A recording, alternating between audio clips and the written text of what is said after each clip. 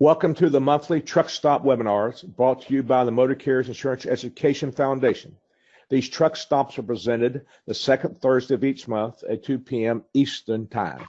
These webinars are open to members of the Motor Carriers Insurance Education Foundation. These webinars are presented as industry update for information purposes only and do not qualify for state CE credit.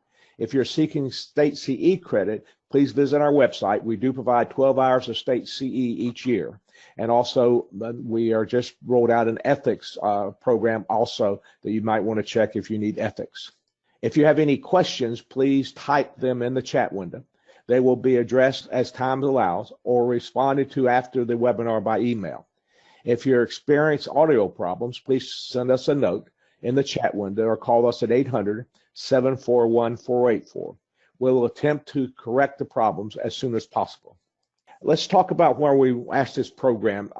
Doing some class investigation, one of the things coming out of advanced coverage is how the social media is affecting crashes. And I was told by the adjusters who are part of the presentation that they're routinely checking the social media to look at both our drivers, our companies, as well as the plaintiff side of it. And so I reached out to Capital Investigations on this and ran into Michael Manni, and he has presented at the annual conference, but the material was relevant enough and fresh enough and actually opened some eyes for us. I thought we repeat it here at the webinar. So Michael, are you with us? I am here. Tell them a little bit about yourself and about your company, and if I botched your name, I apologize. No, you got my name perfect. My name's Mike Manni. I am the CEO and founder of Capital Investigating. I started Capital Investigating after I was a P&C claims adjuster with MetLife about 25 years ago, and I started Capital Investigating in 1998. And we've been working with the insurance industry, providing surveillance statements, scene investigations, social media investigations, basic research, medical checks for the last 20 or so years, and had the pleasure of speaking in Orlando at the national conference and had a wonderful experience with your association. Well, thank you. And so let's talk about this unique thing. And let me ask you, how many insurance carriers are accessing you, or again, generically, because you're not the only provider of this, you're just the ones we hooked up with. How much is this becoming relevant to you in court cases? And also, I want to also, as we go through this, and remind us how we can tell our insurers, particularly our drivers, how they can affect themselves, the case, by being too aggressive in the social media arena. Yeah, certainly we do these type of searches for an easy 300 claims teams throughout the country. These searches can be done nationally. It's something that's becoming more and more prevalent. This type of research is changing daily, weekly, hourly.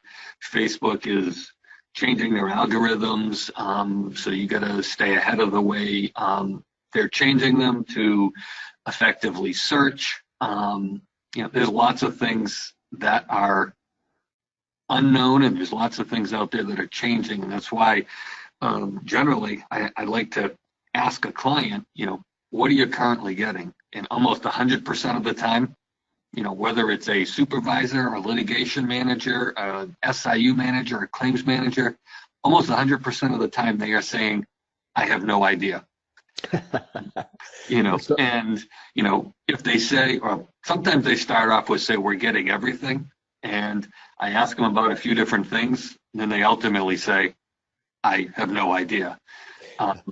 These searches are being done on at a level that most managers have no idea. I've seen some where I'm looking at 25-person claim teams, and the manager says, oh yeah, the claims adjusters do all their own research on their phone because we don't have Facebook access in the office.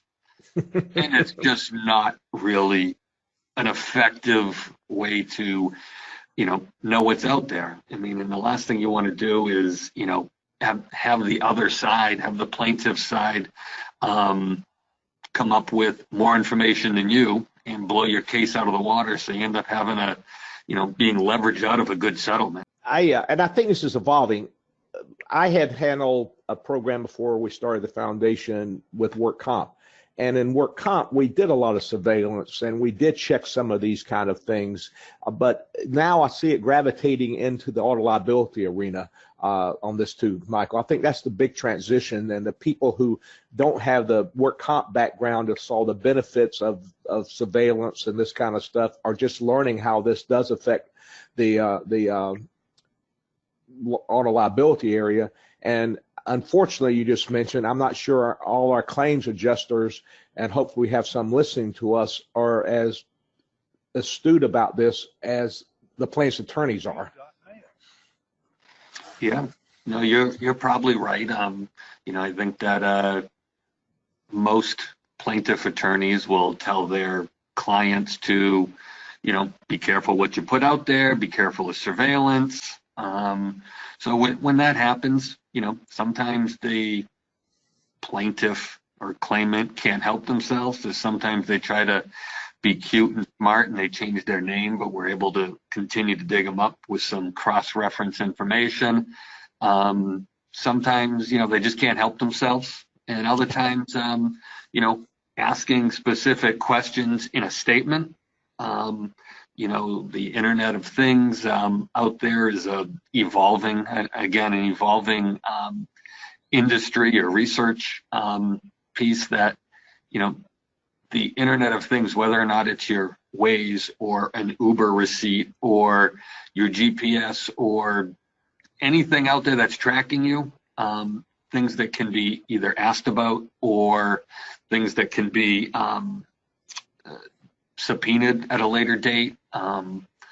These things, we're seeing the defense really gain some momentum and things leaning in the defense direction, because a lot of these people are openly sharing with a third party networking site, third party companies, and the judges or the case law that I've seen is leaning towards the defense because the expectation of privacy is a little bit different once you voluntarily put your information out there.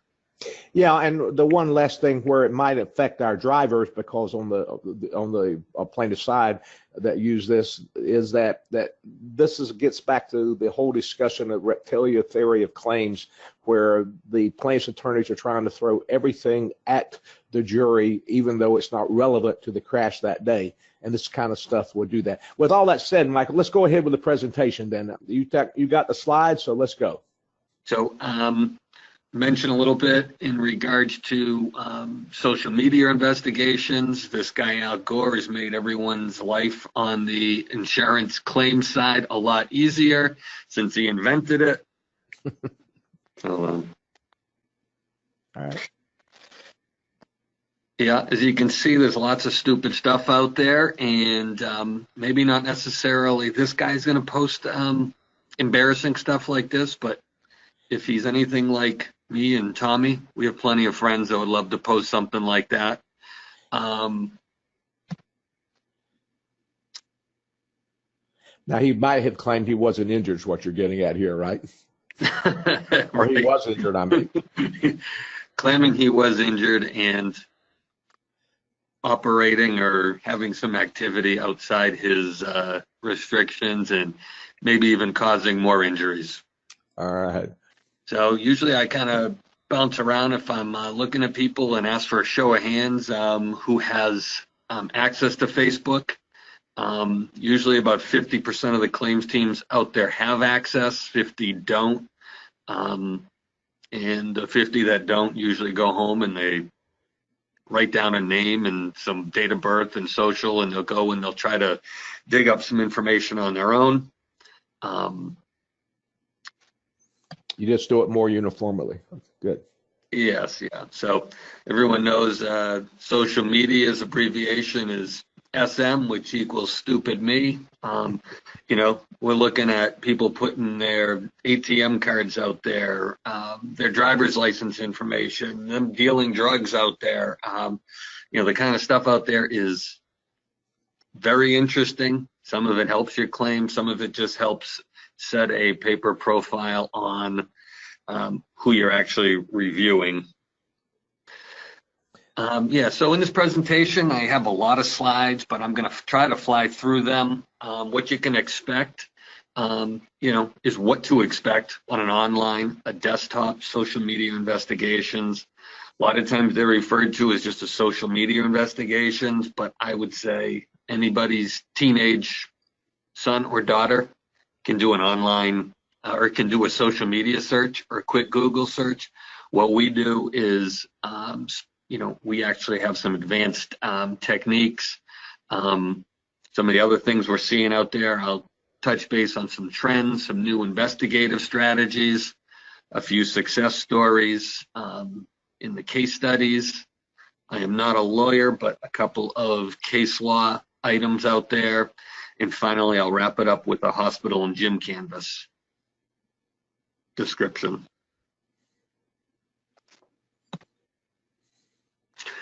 First thing to know is when I do ask managers and supervisors, what they're getting, they tell me they're getting everything. And I just want everyone to know out there, there's no magic button out there where you're getting everything.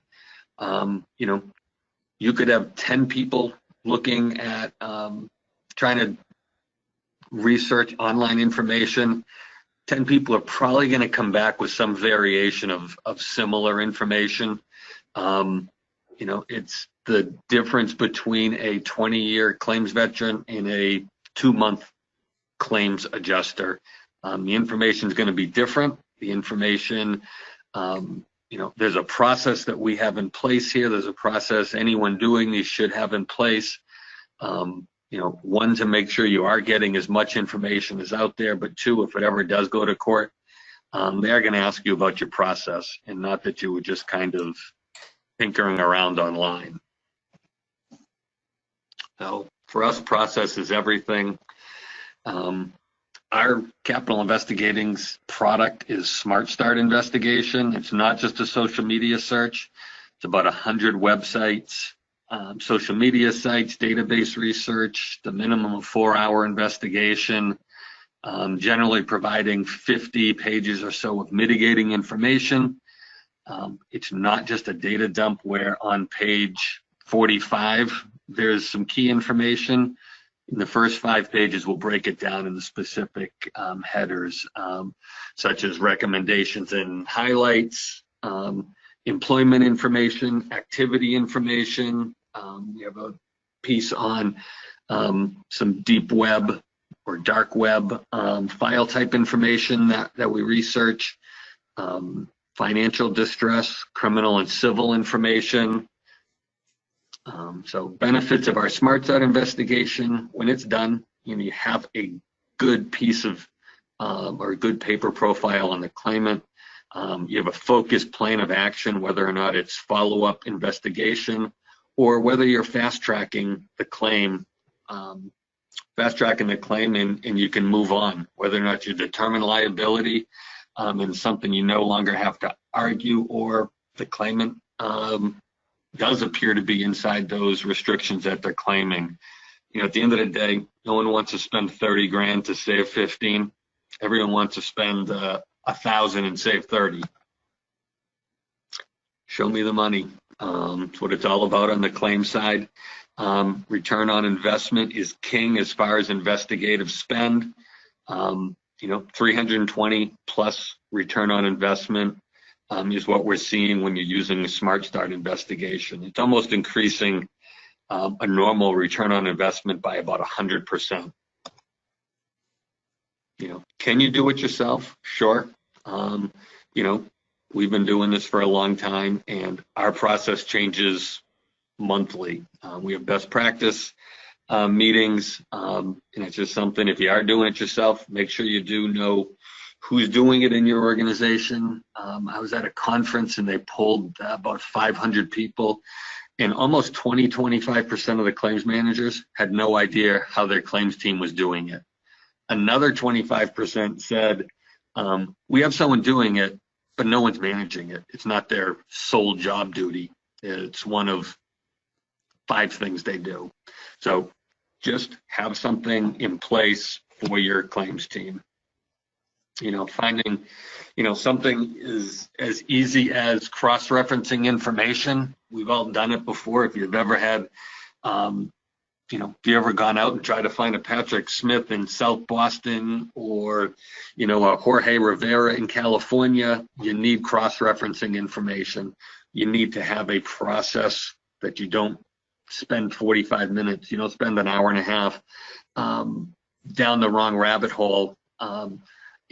Usually when I do that, when I finally realize who the person is, I'm like, oh, the other guy was really much more interesting. So, a little bit of information, deep web, invisible web, anyone can really go out there and search Google and Facebook and get some decent information. A lot of times that information is old. A lot of times that information is stale. But that top 20% you can see on the iceberg there, that's kind of the clear web. Then you're talking about the deep web. That's stuff that, certain techniques, research, some advanced research techniques need to be used. You need to enter email addresses. You need to enter user names. You need to enter information to move to different sites.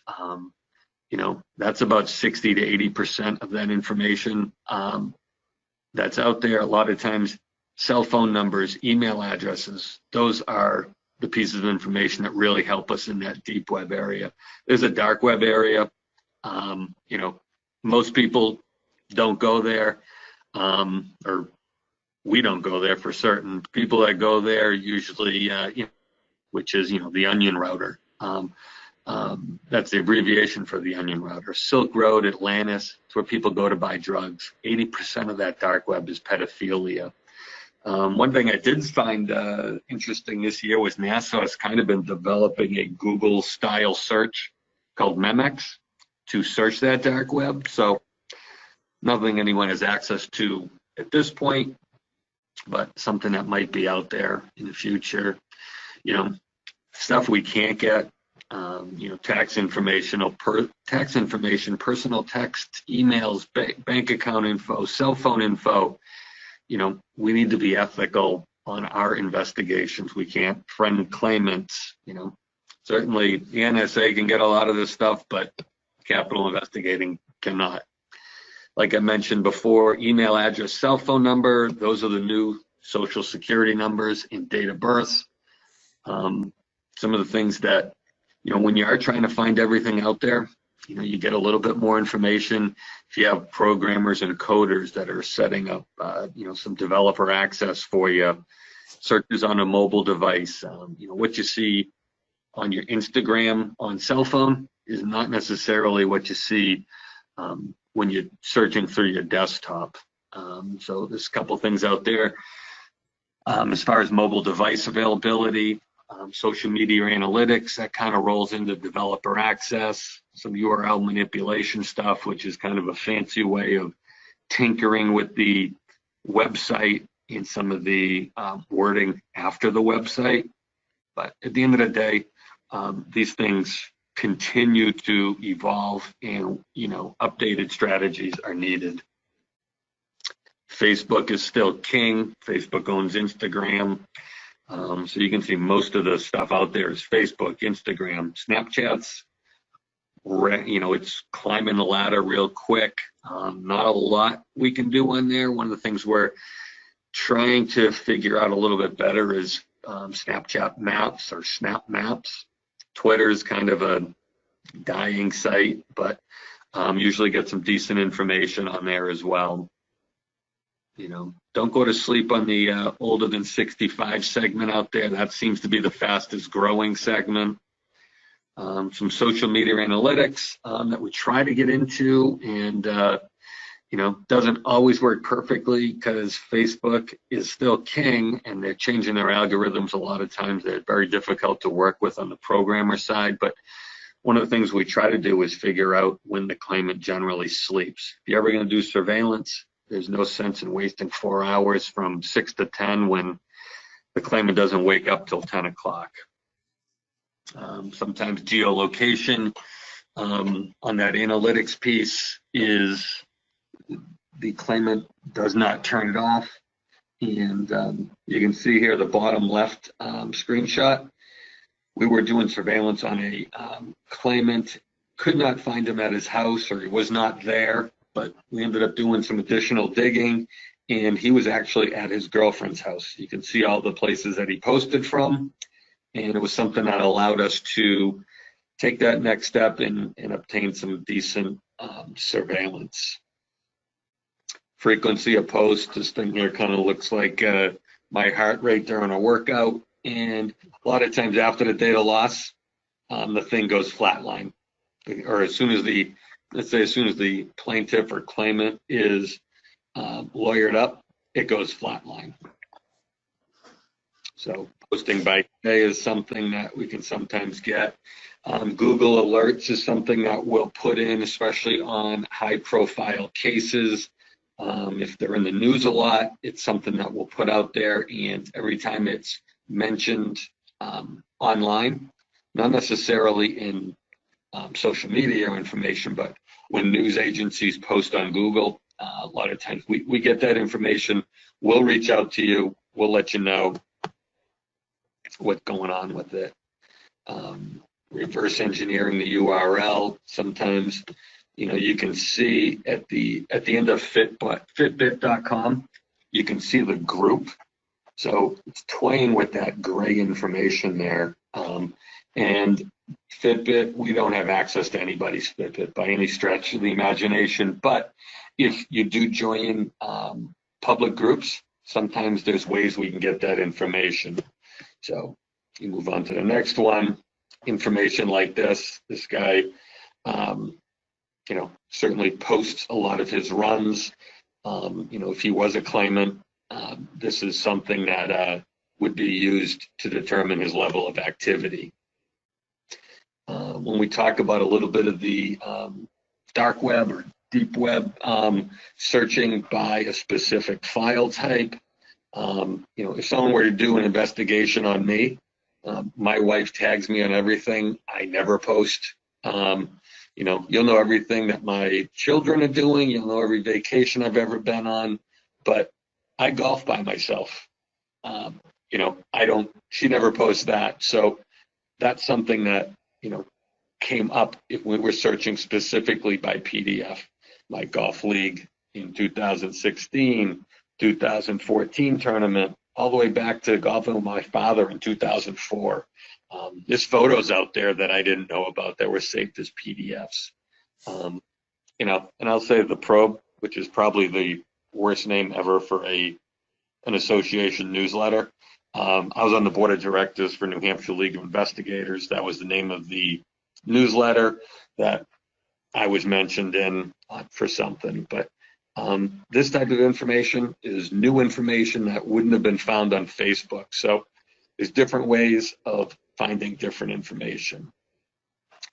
The importance of diary and reminders. If someone is out there in their boating, we find evidence of them boating or hunting or golfing or skiing, we're going to throw a reminder in our calendar just, in June. Hey, not sure what's going on in the case, but this guy, this guy or woman enjoyed boating. Let us know if you want us to follow up. This guy's a big skier. It's now January. Let us know if you want to follow up. Hunting. Let us know if you want us to pull hunting and fishing licenses or kills per state. So one of the things that's interesting and different about Capital's Smart Start product is a free 90-day follow-up. So after 90 days, so Smart Start finishes on today. 90 days from now, you're going to get a new report with any new social media information. This one right here, the claimant posted her bib in the New York City Marathon. So we talked with the adjuster. They didn't want to do surveillance. Surveillance on a marathon is ridiculously hard. So threw it in my calendar 2 or 3 days after the New York City Marathon. I went in, put in the bib number, and found about 45 pictures of the claimant running the marathon. I got her time. We just did one the other day. The claimant had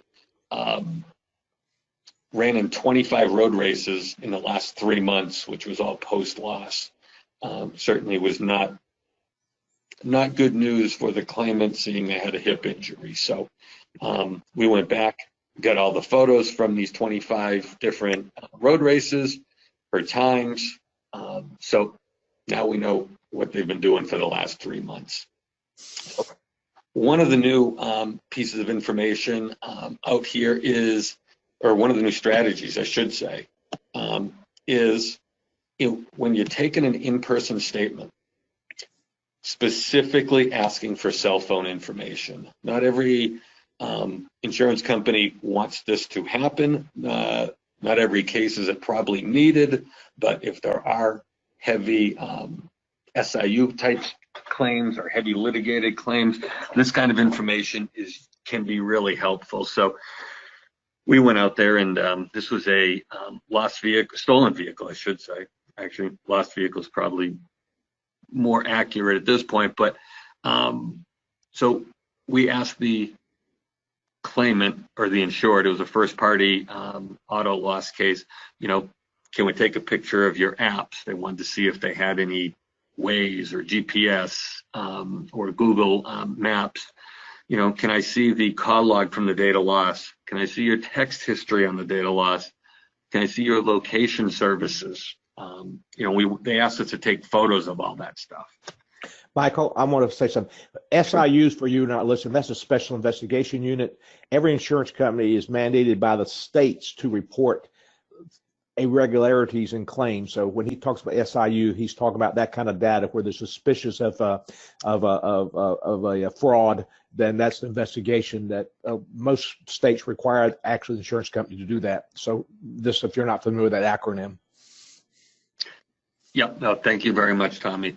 Yeah, I mean, as far as, looking at the photos from the data loss, in back of the photos is some, very interesting hash information, that information that you can pull off the photos on the person's phone, if you have access to the phone. If you have a phone dump, that's information that is not necessarily out there when it's uploaded to Facebook. Facebook scrubs all the metadata on the back of a Facebook post.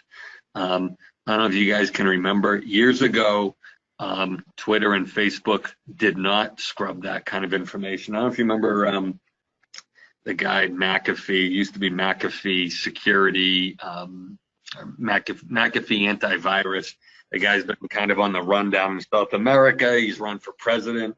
But that was the way they actually found him in Belize. He posted something, I believe, on Twitter, and they took the metadata off the back of the photo and identified him, latitude, longitude, in Belize. So that was one of the ways he was caught. So, so when we do ask for this information, it brings up the question of duty to cooperate for a first party insured.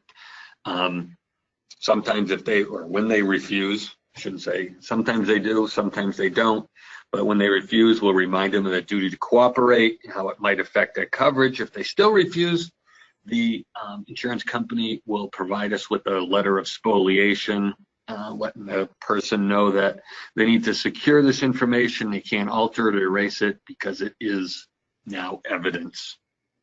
So we did this with a first party auto loss, and the guy was just, no way, you're not seeing my phone, no way, no, you can't see my apps, you can't see anything.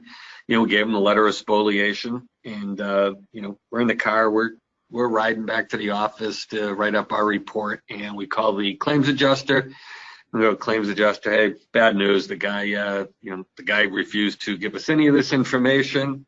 And the adjuster started laughing and said, he just got off the phone with me. He said he found it in his next door neighbor's garage. So you can see that kind of information, it not necessarily is, it puts a little bit of pressure on the people that, oh, this might be information they can secure if I'm really, acting dishonestly, something I might need to cover my butt for. So some of the other things that kind of trending out there, we're seeing a lot more videos out there. A lot of this kind of stemmed back to some of the marathon bombing. If you remember the Patriots Day movie with Mark Wahlberg and Kevin Bacon. But Wahlberg's going through and he's like, all right, there's cameras at Whiskey Joe's, there's cameras at the Forum. Police was asking everyone for their own personal videos from that day and their personal photos.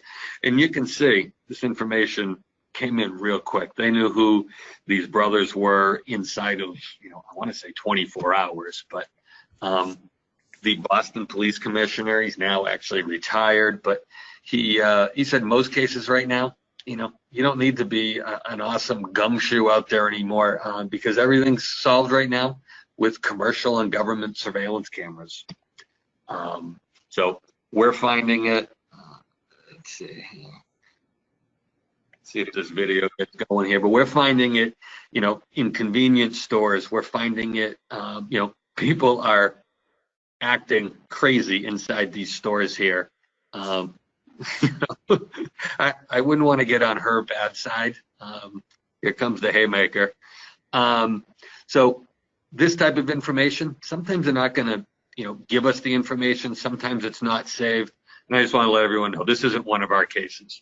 But they say, a lot of times they'll say, you know what, we don't save it, you can't have it, but you can videotape it off of my camera. So we're getting a little bit of information that way.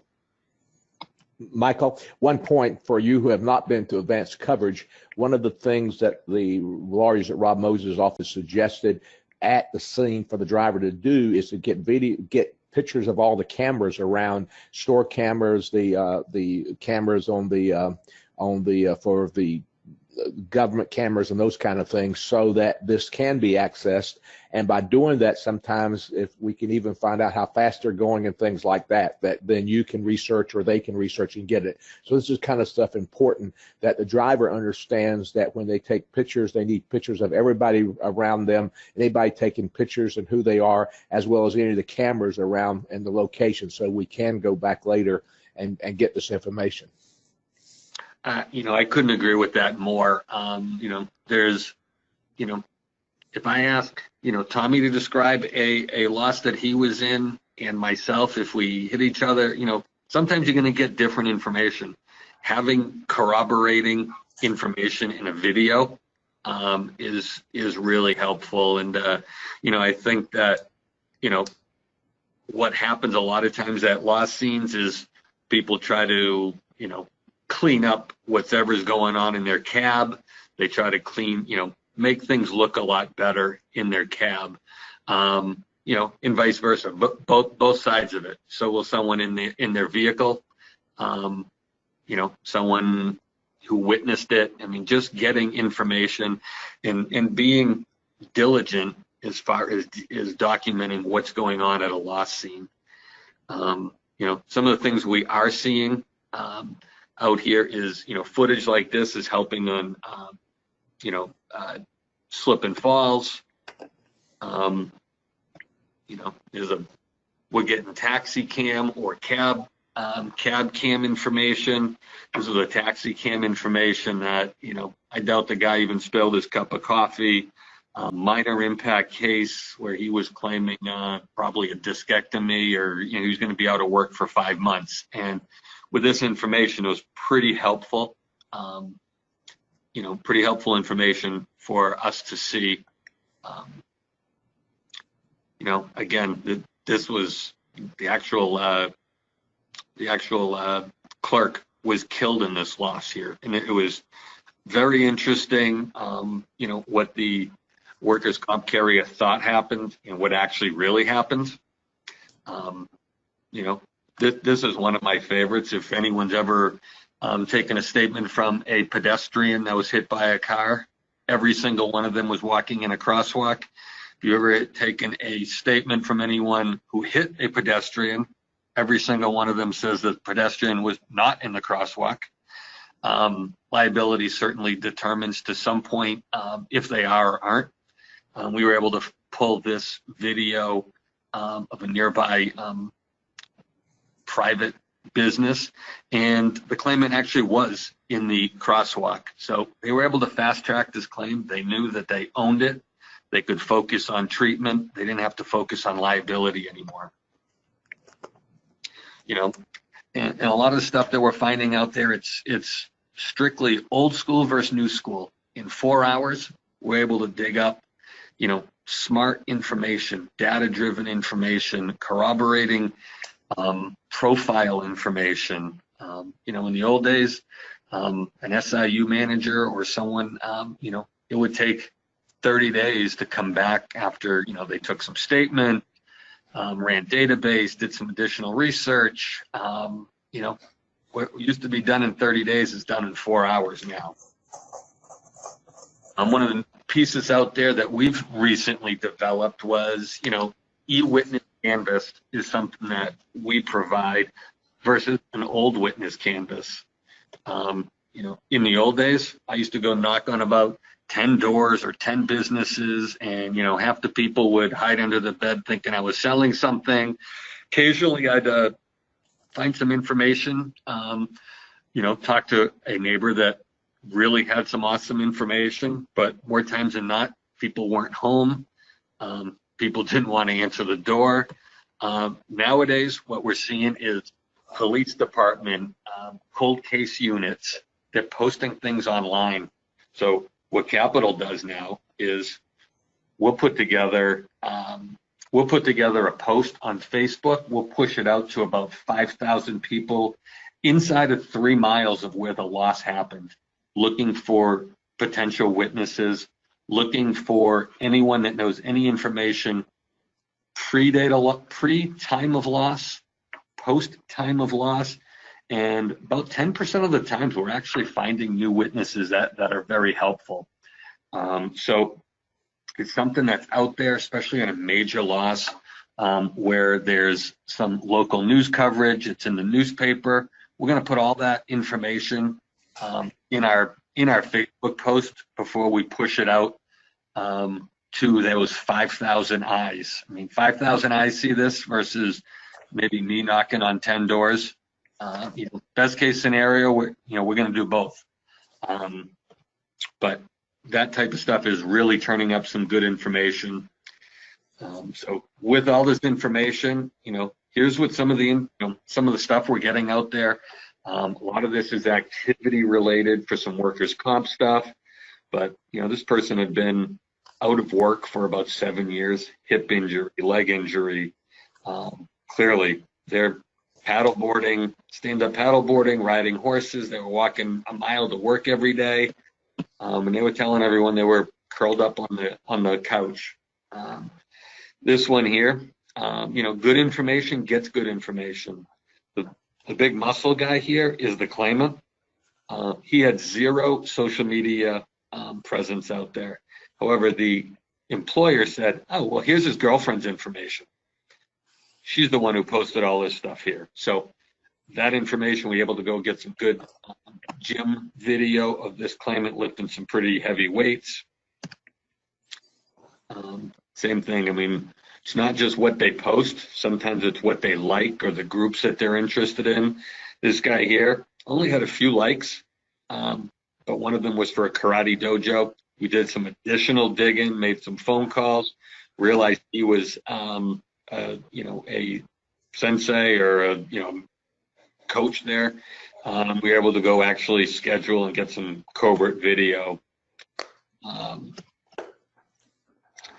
People out there, whether or not they're in a band or they're on a motorcycle or they're trying to promote their own business that they're trying to start while they're, you know, trying to do it on your dime, you know, they can't stop promoting themselves.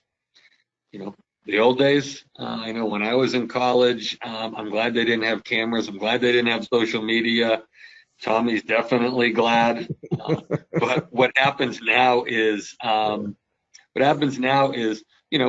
stuff is posted, stuff is taken down. So, there is an urgency. There is a fast, people will go through and they'll cleanse their profile. They'll cleanse what people can see. But they usually don't do it for a little while. They don't do it till they meet an attorney. So there is a short window after these losses occur where you can cap whether it's injury or restrictions or some of the information that's out there. Photos, obvious mitigating information, upcoming events if they're part of certain associations.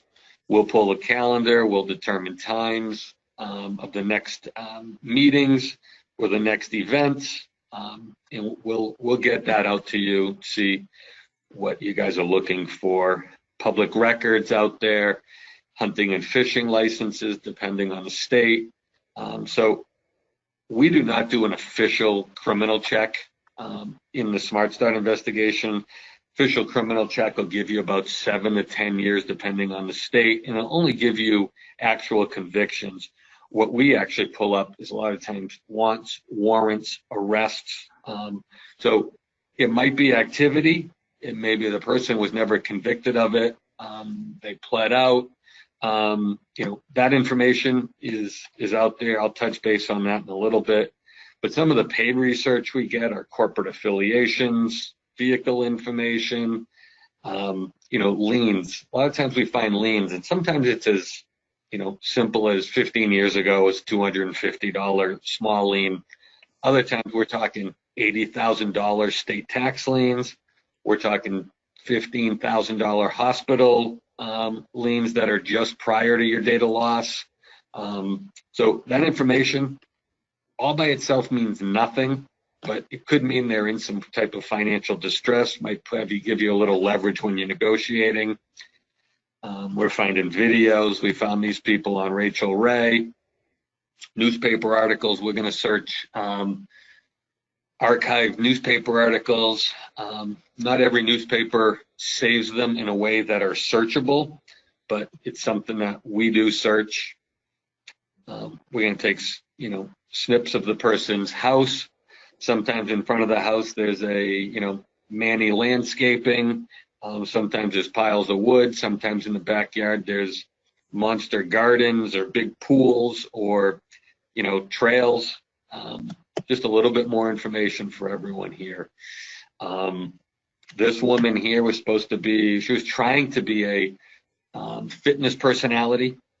She said she couldn't do any of this. She was talking massive, loss of earning capacity. She couldn't do any of this stuff, post data loss. We were able to find quite a bit of information of her continuing the workout.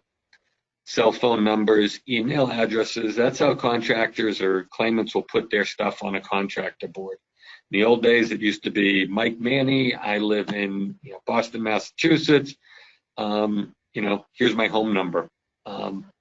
Different times, different stuff. So this claimant's brother, if someone has if my Facebook page is saved to private, we don't stop there. We'll look at brothers, aunts, uncles. We'll look at different relatives.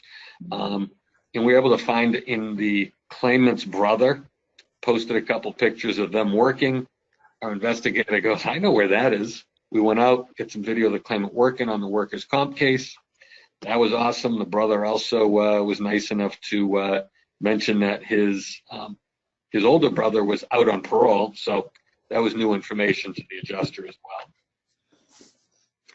well. This is just a quick, this was a locate. I was trying to find someone just outside of Boston. Big 15-person apartment building, no names on the mailboxes, really a dead end. So I started making phone calls. We were able to dig up on the claimant, and one of the phone numbers I thought, possible second second address, or some of the address history was in Miami, but I called Miami. The phone number was then forwarded to London. I spoke to the person's mother, and the mother's like, "Oh yeah, no, he's down in Ethiopia. He's down there on a mission." So inside of an hour or two, I was able to find this guy in Ethiopia. Mom gave me the address. The person actually called me back inside of 10 minutes through a Skype, through a not a landline, internet connection. And client was real happy. Client was pretty impressed that the person was, I don't know, 15,000 miles away, and we found him inside an hour or two. So here's one of my favorite videos. I'll fast forward a little bit here, but oops, I went too far. I spoiled it. So we were doing surveillance on this woman here. She was trying to buy a motorcycle, which I'm guessing she ended up having to buy it. You break it, you buy it. So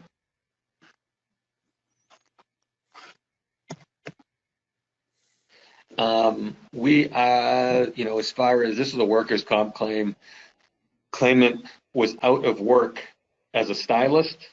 However, inside the year, she had picked up 2 other jobs in 2 different salons, and she actually put her schedule online. Talk a little bit about this not being a full official criminal search, but information like this here, and this one here, is stuff that wouldn't normally show up on a criminal check. So, Matt D, we see on Sunday, he was charged with disorderly conduct, violation of protective order. We talked to the claims adjuster, say, hey, let us go down, pull a police report. Let's see what this protection order is about. We talked to the police. We're digging up information that normally wouldn't be found in a crim check. Building permits, we're making calls with the claimants doing contractor work at a specific location. Sometimes it just adds a little bit more paper trail. Here's another one. We dug this caterer up through his cell phone promoters. As you can imagine, the little guy is the promoter. The big guy was the MMA fighter. And we do love promoters. So more employment contractor boards. A lot of times Fish and Game information will provide either boats or ATV information. Sometimes the local RMV or DMV provides that information as well, depending on the state. So any type of recreational activities, second homes, where they're usually providing the maintenance, bands. Sometimes they're doing nothing. They're at the beach or in a hammock. Other times there's a lot of child care, custody, or child care going on. And it doesn't make sense when you have 3 kids to go back and and work a job for a lower wage job. So we're gonna. Ain't nobody got time for that. So instead of just dumping information on you, we're not going to just give you 50 pages of information. We're going to break it down. Got time for that? Because no one has time for that. We break it down into some headers, some easily used information that you no longer have to dig into page 45, but we put it there for your viewing pleasure. But so possible employment, financial distress, the family situation, assets, this type of information, usually the stuff that you need. Once you're done a Smart Start investigation, the hard part's done. If there's follow-up plan of action, surveillance, continuing to monitor the sites, additional information gathering, that's pretty self-explanatory a lot of the time. Or just fast-track the claim. So into the future, A lot of times we're reverse imaging information. These here were pieces of jewelry that were actually stock images that the person claimed in a homeowner loss. We were able to find this information online, reverse imaging the information, something kind of new. Here's where I'm not a lawyer, but I got an awesome night's sleep last night. Here's kind of the one case law I see quite a bit out there. Largent versus Reed. The court actually ordered the plaintiff to turn over a Facebook password to the defendant. Judge mentioned no confidential social networking privilege was under this existing Pennsylvania law. So this is Pennsylvania, but no reasonable expectation of privacy in material posted on Facebook. Pretty interesting. I'll go back to this for one quick second. This is getting to the point where, in the last couple of years, defense counsel case law is coming up if the claimant is putting in specific emojis. I know this sounds crazy, but even in 2018, over 50 times there was case law out there where emojis, emoticons were actually mentioned in the suit, in the case law. There was 50 last year. There was over 30 in 2017.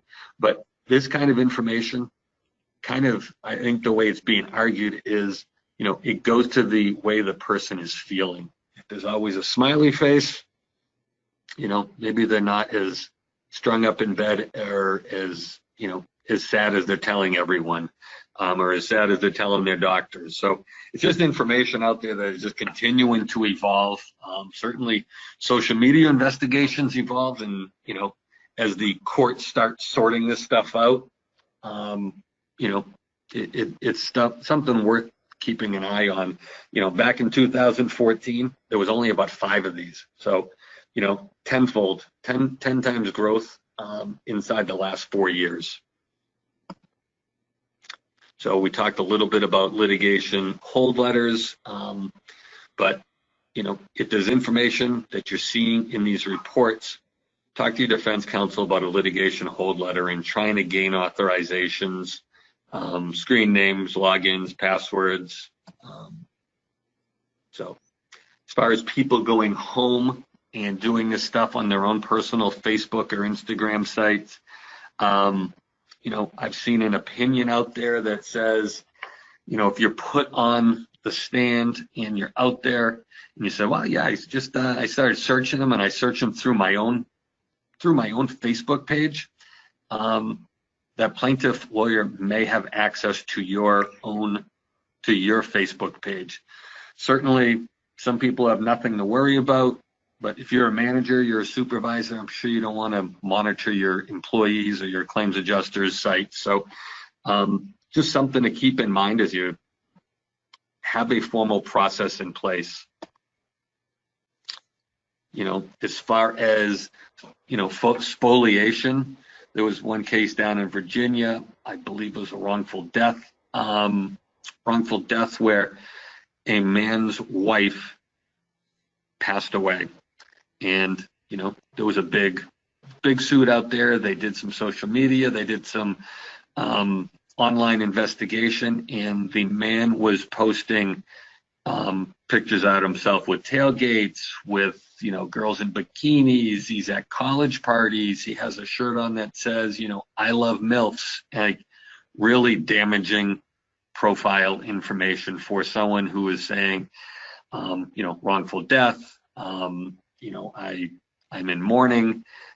So spoliation letter came to the plaintiff lawyer. From what I understand, the plaintiff lawyer somehow got word to the plaintiff saying, take that stuff down. And the actual lawyer ended up being disbarred in a $500,000 fine.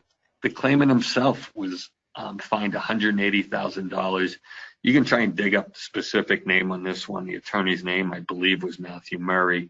But interesting information. I mean, if anyone's ever prosecuted a case for fraud, $500,000 disbarring of an attorney, a fine to a claimant for $180,000. Those are almost unheard of.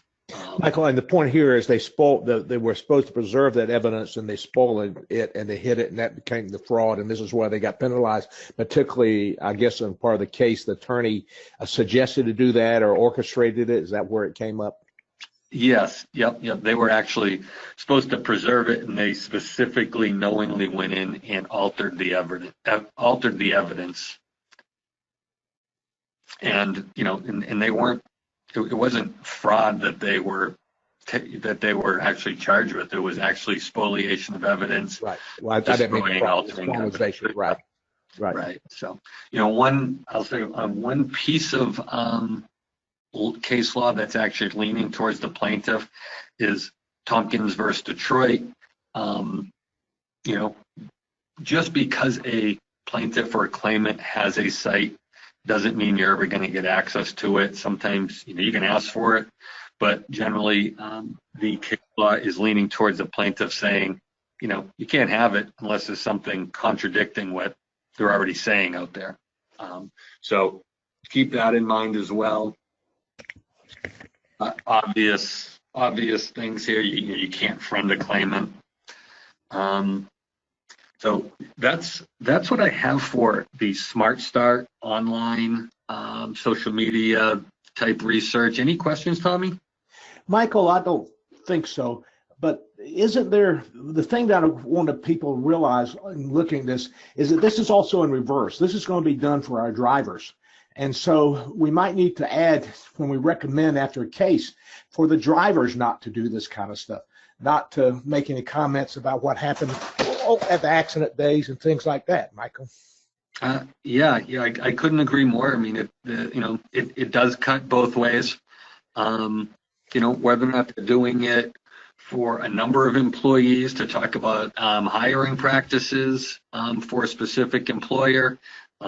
This one particular employee, there's ways to go back and get historical information out, that's out there. So yeah, I agree with you 100%.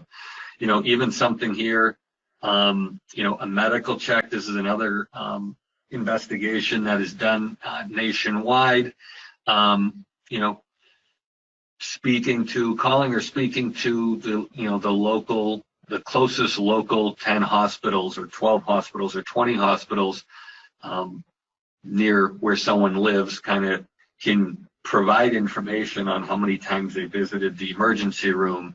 We're not going to be able to pull the records for you, but we can gain information as far as when they were invoiced or when they were, when they were seen. HIPAA prevents us from getting any of that information, but if you have a med authorization, you're most likely able to get that information. This type of med search is done for hospitals, MRIs, pharmacies. If your driver is on specific medication, or if the plaintiff is on specific medication prior to the loss, it's, you can, if it's a specific medication, a lot of times you can back into what the actual problem was. But MRI facilities, normal pain clinics, local ER clinics, that kind of information is out there. My favorite one that we did was, it was a workers' comp case. Claimant came in on a Monday morning around, 8 or 9 o'clock. They were half an hour early. They come in, they almost immediately go to the HR person and say, hey, I was in such and such an area. One of the, piece of equipment, broke my arm. I need to go to the hospital. It hurts. And HR is like, yeah, go ahead. She started thinking about it. It's first thing Monday morning. The person was in an area they weren't supposed to be in. We did a hospital check, and looks like the claimant was in a bar fight the night before. We found a hospital emergency room records were located by the adjuster eventually saying Yeah, he was in a bar fight the night before. He was at the emergency room. He was casted. So this guy went home, probably didn't have health insurance. He went home and he actually took his cast off. Like he sawed his cast off before he went into work to head in and, you know, talk about a fake injury on the job site. So that's about as sexy as those things get. One of the other searches we do is a gym canvas or a gym check. The 10 or 12 local gyms to the person, something we do check, determine activity of the claimant. Tell me any kind of questions here. If not, what we do is we bundle the two of these products, the Smart Start investigation, the medical check for $4.99, which is a 10% discount. So again, these Smart Starts and medical checks are things that can be done nationally. You don't need a local vendor to work on that stuff. So that's all I have here, Tom. Michael, can you hear me? Yeah, I can hear you.